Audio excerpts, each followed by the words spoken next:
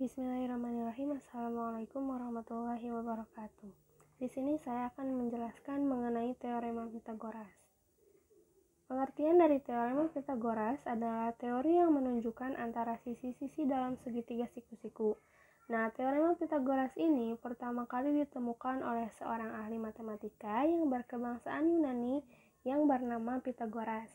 Nah, kenapa teori ini dinamakan teorema Pythagoras itu karena yang menemukan pertama yaitu matematikawan asal Yunani yang bernama Pythagoras.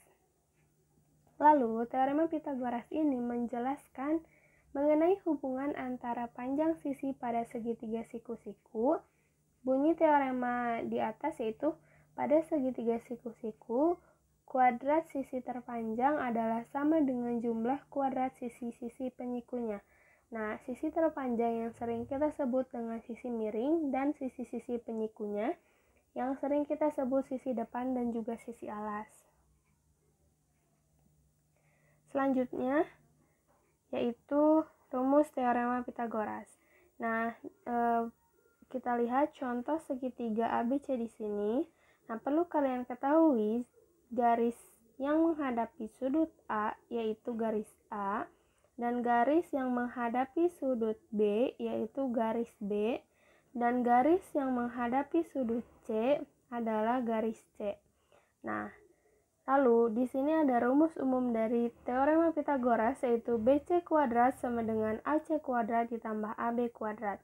Nah, BC di sini adalah garis miring atau sisi miring. Nah, rumus dari sisi miring adalah AC kuadrat ditambah AB kuadrat, yaitu AC adalah sisi depan dan AB kuadrat adalah sisi alas.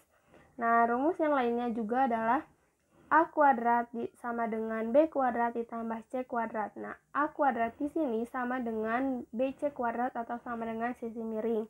B kuadrat di sini sama dengan AC kuadrat yaitu sisi depan dan juga C kuadrat sama dengan AB kuadrat yaitu dengan sisi alas. Nah, lalu keterangannya di sini BC itu adalah sisi miring atau sisi terpanjang atau juga sering disebut hipotenusa. Nah, AC dan AB juga adalah sisi penyiku atau yang sering kita sebut sisi depan dan juga sisi alas. Itu adalah rumus umum dari teorema Pythagoras yang mencari sisi miring di dalam segitiga siku-siku. Selanjutnya yaitu rumus-rumus lainnya dari teorema Pythagoras. Nah, perlu kita lihat di sini ada juga segitiga siku-siku ABC. Nah, di sini ada rumus umum atau rumus yang tadi sudah dijelaskan untuk mencari sisi miring yaitu C kuadrat sama dengan A kuadrat ditambah B kuadrat. Nah, juga ada juga rumus lainnya yaitu C-nya tidak menggunakan kuadrat tapi di rumusnya itu menggunakan akar. Nah, kalau misalkan C-nya tidak kuadrat, maka rumusnya menggunakan akar. Jadi C kuadrat sama dengan akar A kuadrat ditambah B. Selanjutnya itu mencari A kuadrat. A kuadrat di sini adalah sisi alas. Nah, A kuadrat sama dengan C kuadrat dikurangi B kuadrat. Nah, C kuadrat adalah sisi miring dikurangi B kuadrat adalah sisi depan. Nah, rumus lainnya juga A-nya tidak memakai kuadrat, maka rumusnya menggunakan akar. A sama dengan akar C kuadrat dikurangi B kuadrat. Itu rumus mencari A kuadrat atau dalam segitiga ini yaitu sisi alas. Yang selanjutnya adalah mencari B kuadrat atau sisi depan. Nah, atau sisi-sisi penyiku. Nah, B kuadrat adalah C kuadrat dikurangi A kuadrat. C kuadrat di sini adalah sisi miring dikurangi A kuadrat adalah sisi alas. Nah, rumus yang lainnya juga B ini tidak menggunakan kuadrat, maka rumusnya menggunakan akar.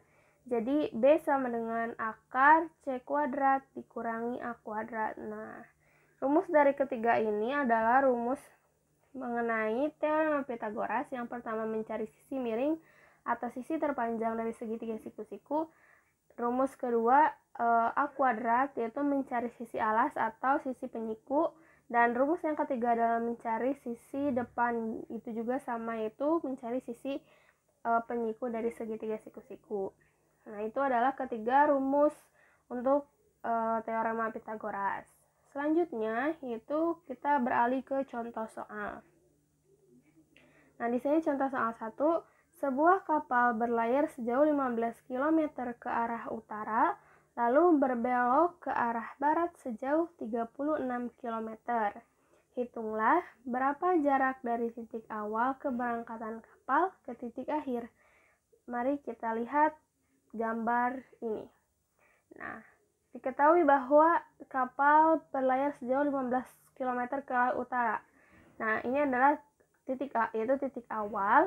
Lalu kapal berlayar ke arah utara berarti ke atas ke arah titik B, yaitu sejauh 15 km. Berarti dari titik A ke titik B yaitu 15 km. Jadi AB sama dengan 15 km. Lalu dari titik B ini kapal berbelok ke arah barat. Ke arah barat menuju titik C atau titik akhir, yaitu sejauh 36 km. Nah, jadi dari titik B ke titik C yaitu 36 km. Jadi BC ada sama dengan 36 km. Nah, yang ditanyakan itu adalah hitunglah berapa jarak dari titik awal keberangkatan ke titik akhir kapal. Berarti dari titik A ke titik C, atau yang sering kita sebut juga sisi miring atau sisi terpanjang dari segitiga siku-siku. Oke, selanjutnya kita selesaikan permasalahannya. Ya, oke, diketahui bahwa AB sama dengan 15 km, BC sama dengan 36 km. Yang ditanyakan adalah jarak titik awal ke titik akhir, yaitu AC atau juga disebut hipotenusa ataupun sisi miring ataupun sisi terpanjang dari segitiga siku-siku. Nah, jawabannya adalah AC sama dengan akar AB kuadrat ditambah BC kuadrat. Nah, menggunakan rumus umum dari teorema Pythagoras karena kita mencari sisi miring. Nah, AC sama dengan AB-nya telah diketahui 15 ditambah BC-nya juga 36. AC sama dengan akar dari 15 kuadrat adalah 225 ditambah 36 kuadrat adalah 1296. Nah, AC sama dengan 225 ditambah 1296 adalah 1521. Nah, jadi akar dari 1521 ini adalah 31. Jadi, jarak dari titik awal keberangkatan kapal ke titik akhir ialah 31 km. Nah, itu mencari titik awal dan titik akhir keberangkatan kapal itu menggunakan rumus umum karena di situ kita mencari sisi terpanjang dari segitiga siku-siku ataupun hipotenusa dan juga atau yang sering kita sebut sebagai sisi miring. Selanjutnya yaitu ada triple Pythagoras. Apa sih triple Pythagoras itu? Nah, triple Pythagoras itu merupakan 3 bilangan asli dan harus bisa memenuhi rumus dari teorema Pythagoras. Sedangkan rumus teorema Pythagoras adalah A kuadrat ditambah B kuadrat sama dengan C kuadrat, yang telah kita ketahui bahwa ini adalah rumus umum dari teorema Pythagoras. Nah, pada rumus teorema Pythagoras, segitiga yang dibentuk adalah segitiga siku-siku. Jadi, sisi dari segitiga siku-siku tersebut termasuk dengan segitiga Pythagoras. Ya, yang telah kita ketahui juga bahwa teorema Pythagoras hanya berlaku di segitiga siku-siku, begitupun di triple Pythagoras.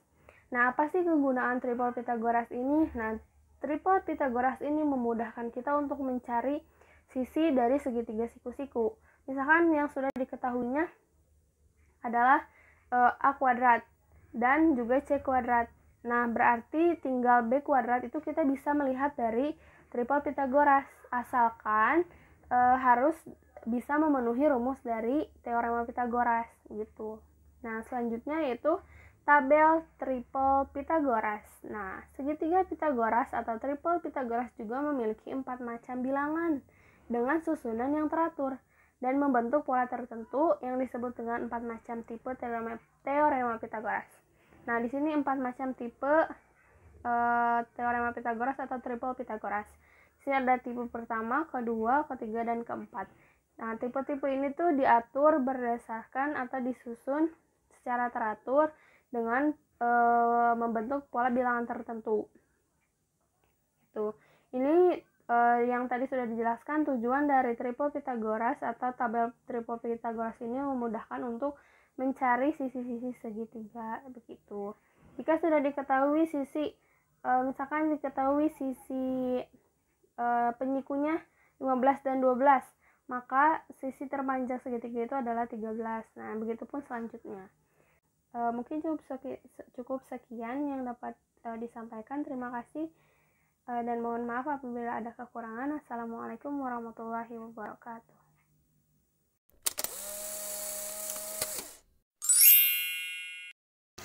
Budi akan mengukur lebar sungai. Kira-kira kita bisa bantu Budi nggak ya untuk mencari lebar sungai? Nah, tapi sebelum kita mencari tahu lebar sungai, kita pelajari dulu yuk teorinya. Halo, Assalamualaikum anak-anak. Bagaimana kabarnya hari ini? Semoga tetap dalam keadaan baik-baik saja ya. Dan tetap semangat belajar matematika. Nah, sebelum belajar, jangan lupa untuk berdoa terlebih dahulu dan menyiapkan alat tulisnya. Barangkali ada materi yang perlu dicatat. Pada kesempatan kali ini, kita akan membahas mengenai konsep kesebangunan dua buah segitiga. Setelah mempelajari materi ini, diharapkan nanti bisa memahami konsep kesebangunan dua buah segitiga dan mengetahui syarat-syarat kesebangunan dua buah segitiga. Dan perlu diketahui bahwa materi ini memiliki manfaat yang sangat banyak. Nah, salah satunya bisa kita gunakan untuk mengukur lebar sungai atau mengetahui tinggi tiang pohon atau bangunan tanpa perlu mengukurnya secara langsung. Kira-kira kesebangunan itu bagaimana ya? Yuk kita coba lihat gambar berikut ini. Nah, coba perhatikan. Ada segitiga ABC, lalu ada segitiga DEF, dan ada segitiga GHI. Nah, ketiga segitiga ini sebangun. Mengapa sebangun? Karena sudut-sudut yang bersesuaiannya itu sama besar. Maksudnya bagaimana, Kak? Nah, yang pertama, besar sudut A sama dengan besar sudut D dan sama dengan besar sudut G. Mengapa? Karena ditandai dengan notasi yang sama, yaitu bulatan atau titik hitam. Lalu, besar sudut B sama dengan besar sudut E dan sama dengan besar sudut H. Nah, ini pun ditandai dengan notasi yang sama, yaitu lingkaran kosong. Lalu, besar sudut C sama dengan besar sudut F, sama dengan besar sudut I. Ini pun ditandai dengan notasi yang sama. Sehingga ketiga segitiga ini dikatakan sebangun, karena memiliki sudut-sudut yang sama besar. Lalu selanjutnya, sisi-sisi yang bersesuaian itu memiliki panjang sisi yang sebanding. Maksudnya gimana, Kak? Nah, coba perhatikan ya, di sini sudut-sudut yang bersesuaiannya itu yang pertama ada sudut A sama dengan besar sudut D, ditandai dengan notasi yang sama. Sehingga panjang sisi depan sudut A itu sebanding dengan panjang sisi sudut D. Coba panjang sisi sudut A itu 12 dibagi panjang sisi depan sudut D itu 6, sama dengan 2. Selanjutnya kita ambil titik sudut sembarang, yaitu sudut B. Nah, panjang sisi depan sudut D itu sama dengan 8. Lalu panjang sisi sudut E itu sama dengan 4, karena sudut B itu bersesuaian dengan sudut E. 8 dibagi 4 sama dengan 2. Nah, inilah yang dikatakan dengan sebanding, yaitu jika dibagi hasilnya itu sama besar. Untuk soal ini yaitu hasilnya 2. Kita sudah melihat contoh-contoh segitiga yang sebangun. Jadi sebenarnya definisi dua segitiga yang sebangun itu apa ya, Kak? Nah, definisi dua segitiga atau lebih dikatakan sebangun jika memenuhi syarat-syarat. Yang pertama nih, syarat yang pertama yaitu sudut-sudut yang bersesuaian itu sama besar. Nah, sudut-sudut yang bersesuaian yang sama besar ini mengakibatkan syarat yang kedua, yaitu perbandingan sisi-sisi yang bersesuaian itu sebanding. Maksudnya gimana sih, Kak? Yuk kita coba lihat kembali contoh segitiga yang sebangun. Di sini ada segitiga ABC dan ada segitiga GHI. Kita lihat nih sisi-sisi yang saling bersesuaiannya.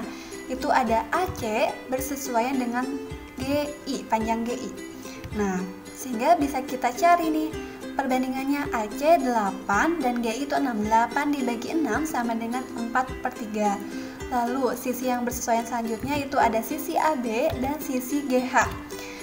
Perbandingannya 16 dibagi 12 sama dengan 4/3. Lalu ada sisi BC dan ada sisi HI. Perbandingannya yaitu 12 dibagi 9 sama dengan 4/3. Nah, inilah yang dikatakan sebanding. Semua hasilnya jika dibagi itu hasilnya sama. Untuk soal ini hasilnya yaitu 4/3. Nah, untuk lebih memahami kembali konsep kesebangunan, kita coba lihat contoh soal berikut ini. Di awal, kita akan membantu Budi untuk mengukur lebar sungai. Tapi perlu diketahui bahwa sungai ini airnya sangat deras, sehingga tidak mungkin Budi menyeberangi sungai agar mengetahui lebar sungainya. Nah, kebetulan Budi melihat ada batu di seberang sungai yang tepat di tepi sungai. Budi namai dengan batu A. Lalu Budi mencari batu kembali dan meletakkannya di depan batu A, di seberang batu A yang sejajar, dinamai dengan batu B. Nah, kan kita akan mengukur lebar sungai ini. Sebenarnya lebar sungai itu lebar A ke batu B.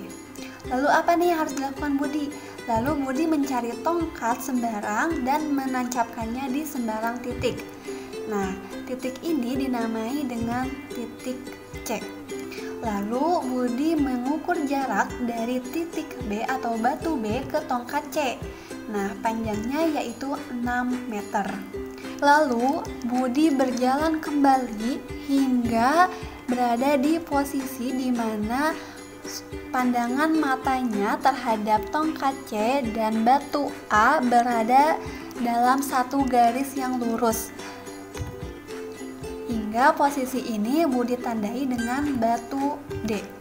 Selanjutnya Budi berjalan kembali searah dengan AB, berarti berjalan ke depan hingga posisi atau pandangan matanya terhadap tongkat C dan batu B dalam satu garis yang lurus. Posisi ini dinamai dengan batu E. Selanjutnya, Budi mengukur jarak dari tongkat C terhadap batu E. Jaraknya yaitu 3 meter. Lalu Budi juga mengukur nih jarak batu E terhadap batu D. Nah, jaraknya yaitu 4 meter. Lalu untuk mencari lebarnya bagaimana, Kak?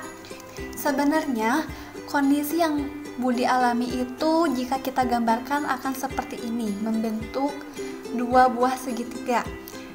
Nah, langkah pertama kita harus menentukan nih apakah segitiga ABC dan segitiga DEC ini sebangun. Yang pertama, kita misalkan nih sudut ACB tandai dengan garis lengkung merah ya. Otomatis besar sudut DCE pun akan sama. Mengapa? Yang telah kita pelajari sebelumnya, di mana jika sudut yang bertolak belakang itu pasti sama besar. Lalu jika kita menarik garis ED ke bawah dan menarik garis CD, lalu kita tandai ini besar sudut EDC itu dengan titik merah. Otomatis besar sudut bertolak belakangnya pun sama, sehingga besar sudut A pun akan sama. Karena lihat nih ya, sebangun. Terbukti ya bahwa segitiga ABC dan segitiga DEC ini sebangun. Otomatis kita bisa menggunakan konsep kesebangunan. Kita misalkan aja sudut B itu dengan O dan sudut E dengan O. Oke, panjang AB kita misalkan nih dengan Y. Maka untuk mencari Y kita menggunakan perbandingan sisi-sisi yang bersesuaian. AB itu berbanding dengan ED, lalu BC itu berbanding dengan CE. Ya. Sehingga Y/4 sama dengan 6/3. Sehingga Y per 4 sama dengan 2, maka Y itu sama dengan 8 meter. Jadi lebar sungai yang tadi Budi akan ukur lebarnya yaitu 8 meter. Nah, bagaimana teman-teman? Apakah sudah memahami mengenai konsep kesebangunan dua buah segitiga? Jadi inti dari materi ini yaitu dua segitiga atau lebih dikatakan sebangun jika memenuhi syarat-syarat. Yang pertama yaitu sudut-sudut yang bersesuaian itu harus sama besar, di mana syarat pertama ini mengakibatkan syarat yang kedua, yaitu sisi-sisi yang bersesuaian itu sebanding. Nah, itulah teman-teman konsep kesebangunan dua buah segitiga. Terima kasih. Wassalamualaikum warahmatullahi wabarakatuh.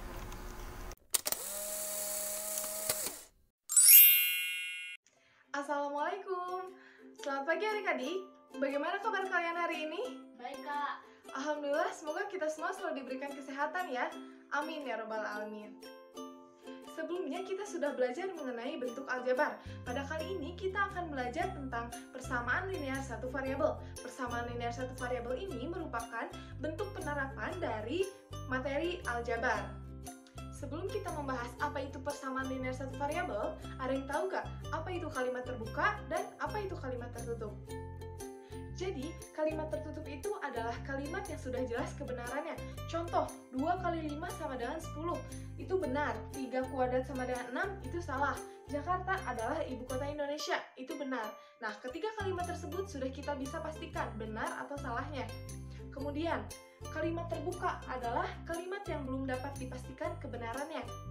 Contohnya, X sama 8 sama dengan 14, 7 tambah Y sama dengan 9, dan X adalah bilangan prima. Dari ketiga kalimat tersebut, nilai X dan Y itu belum diketahui, maka kita belum dapat memastikan kebenarannya benar atau salah. Jadi kalimat tersebut dianggap kalimat terbuka. Kemudian, apa itu persamaan linear satu variabel? Persamaan linear satu variabel adalah kalimat terbuka yang memiliki satu jenis variabel berpangkat 1 dan memiliki tanda sama dengan bentuk umumnya AX tambah B sama dengan 0 dengan syarat A tidak sama dengan 0. Contohnya, 5 min Y sama dengan 3. Di sini memiliki satu jenis variabel berpangkat 1 yaitu Y dan memiliki tanda sama dengan. Kemudian, 3A tambah 1 sama dengan 25. Di sini memiliki variabel berpangkat 1 yaitu A dan memiliki tanda sama dengan. Di sini kakak punya contoh, coba tentukan mana yang termasuk persamaan linear satu variabel dan mana yang bukan. Saya, Kak, yang termasuk persamaan linear satu variabel adalah 2x min 3 sama dengan 9. Ya, benar Rida. Yang benar hanya kalimat pertama. Kalimat kedua itu variabel namun berpangkat 2, sedangkan kalimat ketiga memiliki 2 variabel, dan kalimat keempat tidak memiliki tanda sama dengan. Lanjut, penyelesaian persamaan linear satu variabel. Yang pertama bisa dilakukan dengan cara substitusi, yaitu mengganti nilai variabel dengan bilangan yang sesuai sehingga persamaan tersebut menjadi kalimat yang benar. Contohnya, tentukan himpunan penyelesaian dari 3x tambah 2 sama dengan 11 jika x adalah bilangan cacah. Bilangan cacah ini dimulai dari 0, 1, 2, 3, dan seterusnya. Maka kita ubah, misalkan x sama dengan 0, ini masih menjadi kalimat yang salah. Kemudian x sama dengan 1 masih menjadi kalimat yang salah. X sama dengan 2 masih tetap salah. Dan x sama dengan 3 ternyata menghasilkan kalimat yang benar. Jadi, himpunan penyelesaian dari persamaan 3x tambah 2 sama dengan 11 adalah x sama dengan 3. Kemudian, persamaan yang ekuivalen. Suatu persamaan dapat dinyatakan ekuivalen jika menambah dan mengurangi kedua ruas dengan bilangan yang sama, mengalihkan dan membagi kedua ruas dengan bilangan yang sama. Contohnya, tentukan himpunan penyelesaian persamaan 3x dikurangi 2 sama dengan 2x ditambah 3 jika x variabel pada himpunan bilangan bulat. Caranya itu, pindahkan suku yang memiliki variabel ke salah satu sisi. Misalnya, kita pindahkan ke ruas kiri, dan suku yang tidak memiliki variabel pindahkan ke salah satu sisi yang lainnya, misalnya ke ruas kanan. Di sini, konstanta yang ada di ruas sebelah kiri agar hilang, maka kedua ruas kita tambahkan 2, sehingga menjadi 3x sama dengan 2x tambah 5. Kemudian, suku yang memiliki variabel di ruas kanan agar hilang, kita kurangi kedua ruas dengan 2x, sehingga menjadi x sama dengan 5. Kemudian, dalam menyelesaikan persamaan linear satu variabel dalam bentuk pecahan, caranya hampir sama dengan menyelesaikan operasi bentuk aljabar. Agar tidak memuat pecahan, kalikan kedua ruas dengan KPK dari penyebut-penyebutnya. Kemudian, selesaikanlah persamaan linear satu variabel. Contohnya, 1/3 X dikurangi 2 sama dengan X tambah 2/4. Pertama, kita kalikan kedua ruas dengan KPK dari 3 dan 4, yaitu 12. Sehingga menjadi 4X dikurangi 24 sama dengan 3 dikali X tambah 2. Dari sini langsung kita kelompokkan suku yang memiliki variabel simpan di ruas kiri dan suku yang tidak memiliki variabel simpan di ruas kanan. Agar konstanta di ruas sebelah kiri hilang, maka kedua ruas kita tambahkan dengan 24. Sehingga menjadi 4X sama dengan 3X ditambah 30. Kemudian, agar suku yang memiliki variabel di ruas sebelah kanan hilang, kedua ruas kita kurangkan dengan 3X, hingga menjadi X sama dengan 30. Jadi, himpunan penyelesaian dari 1/3 X dikurangi 2 sama dengan X tambah 2/4 adalah X sama dengan 30. Di sini, kakak juga memiliki cara cepat ketika memindahkan suatu suku dari salah satu ruas ke ruas yang lainnya. 1. Jika pada ruas sebelumnya suku tersebut dikurang, maka ketika pindah ruas suku tersebut ditambah. 2. Jika pada ruas sebelumnya suku tersebut ditambah, maka ketika pindah ruas suku tersebut dikurang. Kemudian 3. Jika pada ruas sebelumnya suku tersebut dibagi, maka ketika pindah ruas suku tersebut dikali. 4. Jika pada ruas sebelumnya suku tersebut dikali, maka ketika pindah ruas suku tersebut dibagi. Contohnya nih, 5 dikali M tambah 2 sama dengan 30, menjadi 5M tambah 10 sama dengan 30. Seperti biasa, kita kelompokkan yang memiliki suku variabel, kita simpan di ruas kiri, dan yang tidak memiliki variabel, kita simpan di ruas kanan. Kemudian di sini 10 akan pindah ruas ke sebelah kanan. Langsung saja kita kurangkan, jadi 5M sama dengan 30 dikurangi 10. 5M sama dengan 20. Kemudian, untuk mencari nilai M, agar menjadi M, kedua ruas kita bagi dengan 5. Jadi, 5M per 5 sama dengan 20 per 5. M sama dengan 4. Jadi, himpunan penyelesaian dari 5 kali M tambah 2 sama dengan 30 adalah M sama dengan 4. Selanjutnya, persamaan linear satu variabel juga berkaitan dengan permasalahan dalam kehidupan sehari-hari. Biasanya disajikan dalam bentuk soal cerita. Contohnya nih, seorang petani mempunyai sebidang tanah berbentuk persegi panjang, lebarnya 9 meter lebih pendek dari panjangnya. Jika keliling tersebut 102 meter, tentukan luas tanah petani tersebut. Cara menyelesaikannya, maka harus dibuat terlebih dahulu model matematikanya sesuai dengan cerita. Misalnya, panjang tanah sama dengan X, dan lebar sama dengan X min 9. Kemudian, kita masukkan ke rumus keliling. Keliling sama dengan 2 dikali panjang tambah lebar. Sehingga menjadi 102 meter sama dengan 2 dikali X tambah X dikurangi 9. Kemudian 102 meter sama dengan 4X dikurangi 18 meter. Menjadi 102 meter sama dengan 4X dikurangi 18 meter. Kita pindahkan ruas nih yang tidak memiliki variabel ke ruas sebelah kiri, sehingga menjadi 120 sama dengan 4X. Untuk mencari X-nya, kita bagi kedua ruas dengan 4. 120 dibagi 4, dan 4X dibagi 4. Sehingga X sama dengan 30 meter. Kemudian, kita masukkan ke rumus luas, yaitu panjang dikali lebar. Yaitu X dikali X dikurangi 9. Karena X-nya sama dengan 30, maka kita ganti. 30 dikali 30 dikurangi 9. Sama dengan 30 dikali 21. Yaitu 630. Jadi luas tanah petani tersebut adalah 630 meter persegi. Nah, begitu adik-adik. Jadi persamaan linear satu variabel itu adalah kalimat terbuka yang memiliki satu jenis variabel berpangkat 1 dan memiliki tanda sama dengan. Bisa diselesaikan dengan cara substitusi maupun ekuivalen. Untuk lebih memahaminya, silakan adik-adik resum materi PLSV ini dari apa yang sudah kakak jelaskan, kemudian adik-adik silakan mengerjakan latihan soal. Jika masih kurang paham, boleh tanyakan kepada saya di luar jam pelajaran. Terima kasih. Wassalamualaikum warahmatullahi wabarakatuh.